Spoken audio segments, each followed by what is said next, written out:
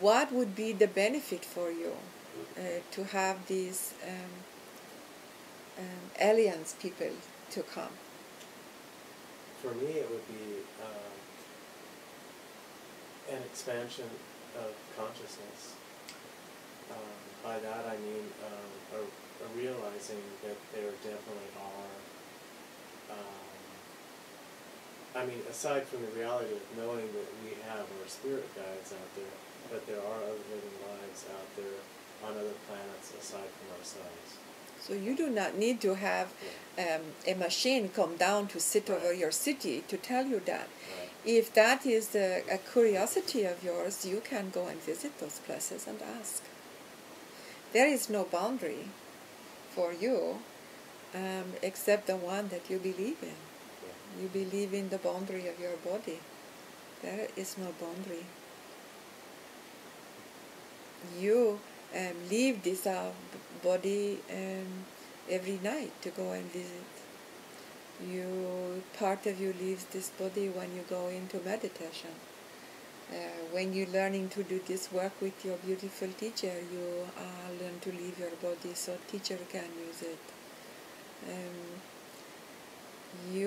There is no limitation to your ability to expand your consciousness to the stars, except your belief in that limitation or your fear of being unlimited. It is, however, nice to see a validation that is separate and clearly outside of yourself, as opposed to something that could be explained away as an internal process, a hallucination, a dream, a vision that wasn't a real experience. If a ship came down from the sky and we could all see it, we could validate it as an external experience that really happened. When it's something that you experience inside, there's always that question, there's always that doubt. Did I imagine that? You and this Mr. Castanedas are good partners.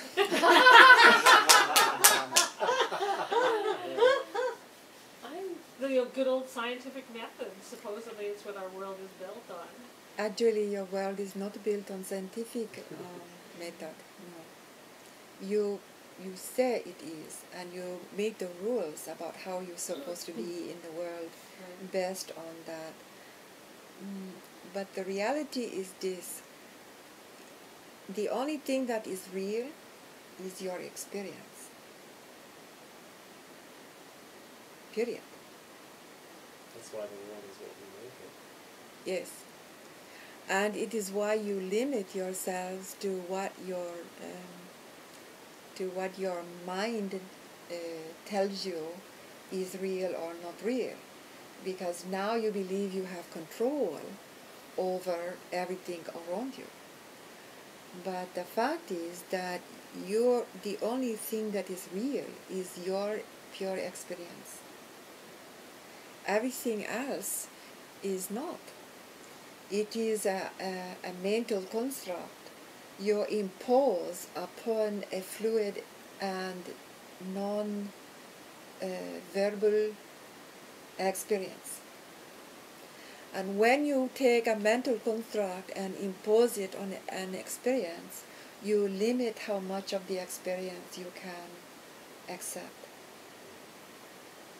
And so now you put your mentalness in control of how you are alive, whatever your aliveness is. So I guess you would say then to get around that, then you would encourage us to pay attention to our experience? Yes. And honor that. Yes. Always. Yeah, I had an experience of an alien that I saw, and then I even wondered if I really, if I just didn't. Yes. Yeah. So the persona, the critical mind, we call critical mind. The critical mind part of the persona is developed in human beings for many years as a tool to protect them. But what has occurred is it becomes the ruler of your life. And so there are many experiences that you all have which you do not even know you have, because the critical mind negates them before they come to conscious awareness. And when you begin your journey in spiritual discovery, part of the healing, we call it healing, you can call it whatever you wish, but we call healing, that you do is to retrain the critical mind so that it serves your soul instead of to be tyrant in your life. For most people, their mental faculties, their critical mind, their rational thinking mind is a tyrant because it is very limited, and it makes for them a prison. And you can look around you and see many people who are struggling because they are locked in the prison of their mental constructs, their beliefs. And they are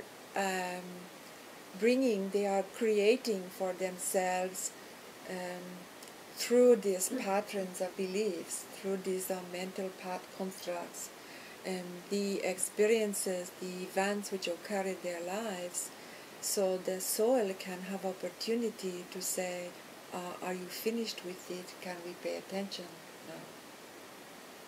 Because most of what you create in your life, you do so unconsciously.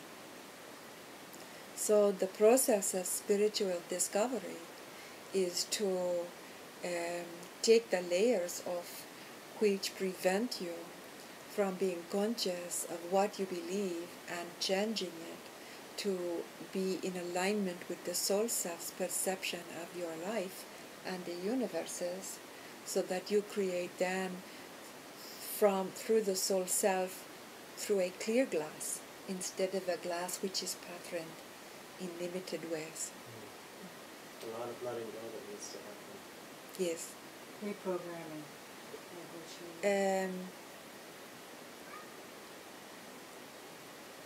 Yes. Although we would not call it this way. Okay. We would say more it is that you unprogram. Unprogram, which is? and to reestablish your center with the soul self. So you are unprogramming. You are constantly clearing off whatever the patterns are which are etched in your glass, so soul can come through clearly instead of through the patterns which are etched or limited. So you create, the creative energy comes through soul self always, always, always, always. What you get, what you create on the other side of that comes through the persona, the beliefs and the fears and those old patterns. And it displays itself in the events that you have in your life.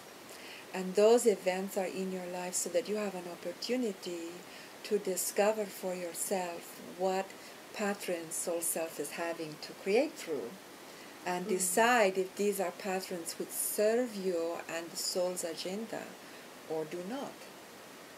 If they do not serve you well, then you will begin to clean them off or change them in some way so that you have the patterns which are serving you well in this world, and that there are as few of them as possible.